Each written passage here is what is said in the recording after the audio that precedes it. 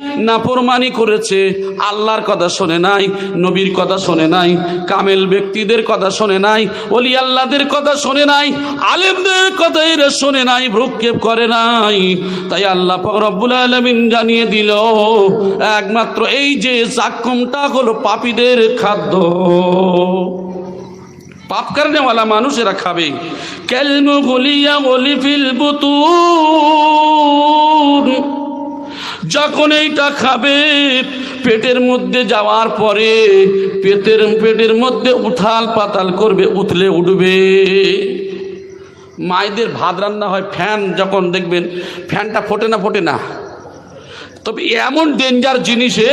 পেটের মধ্যে যাওয়ার পরে উটাল পাটাল করবে, মানে এত ফোঁটা ফুটবে দুনিয়ার 1 ভাগ, এর সঙ্গে সবসময় ভাববেন 69 ভাগ যোগ আছে।